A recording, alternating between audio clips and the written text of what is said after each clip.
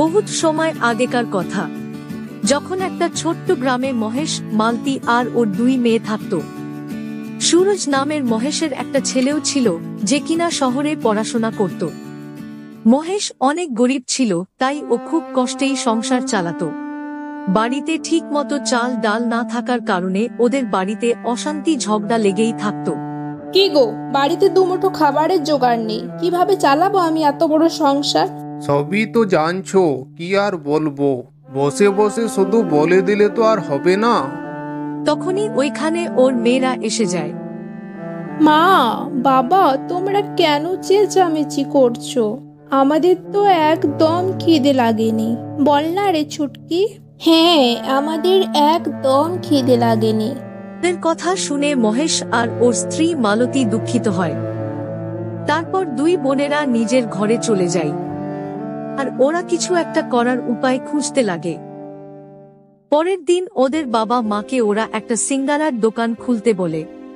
আরে মা, দোকান খোলা কি মামুলি ব্যাপার? তার জন্য তো টাকা লাগবে, আর আমাদের মতো গরিব লোকেরা এত টাকা কোথা পাবে বল? কিন্তু বাবা, আমরা চেষ্টা তো করতে পারি। তারপর দুই মেয়ে মিলে কোনরকম ভাবে মহেশকে রাজি করায় আর পুঁজিপাতির বন্দোবস্ত করতে লাগে। তারপর মহেশ একটা দোকান খুলে, আর ওর মেয়েরা একজন সিঙ্গারা তো আরেকজন চা বানাতে লাগে। এভাবে দুই বোনেই দোকানের কাজে লেগে পড়ে। দোকানে সবকিছু রেডি হয়ে যাবার পর ধীরে ধীরে কাস্টমার আসতে লাগে।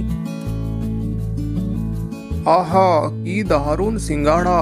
তোমার হাতে জাদুই আলাদা আছে গো। না ভাই, সব আমার মেয়েদের জন্য, ওরা না থাকলে আমি কিচ্ছুই করতে পারতাম না। সত্যি মহেশদা, তুমি অনেক ভাগ্যশালী গো। ভগবান যেন তোমার মতো বেটি সবাইকে দেয়। লোকটার কথা শুনে মহেশ অনেক খুশি হয়, আর ও নিজেকে অনেক ভাগ্যবান মনে করতে লাগে।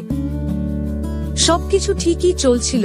আস্তে আস্তে ওর বাড়ির অবস্থাও পাল্টে গেছিল, আর সুরজের পড়াশোনার জন্য টাকাও পাঠাতে লাগে। তারপর একদিন মহেশ যখন বাজার যায়, তখন ওর দুই মেয়ে মিলে দোকান চালাতে লাগে। ওই দিন দোকানে প্রচুর ভিড় থাকে, কেননা গ্রামে একটা অনুষ্ঠান ছিল, তাই এক এক করে কাস্টমারের সংখ্যা বাড়তেই লাগে। রাত পর্যন্ত ওদের দোকানে এত ভিড় থাকে যে ওরা দুই বোন একটু বসবার ফুরসত পায় না। আজ কাজ করে ক্লান্ত হয়ে গেলাম। কিন্তু দিদি, আজ অনেক পয়সাও তো হয়েছে। এই টাকা দেখে বাবা মা অনেক খুশি হবে।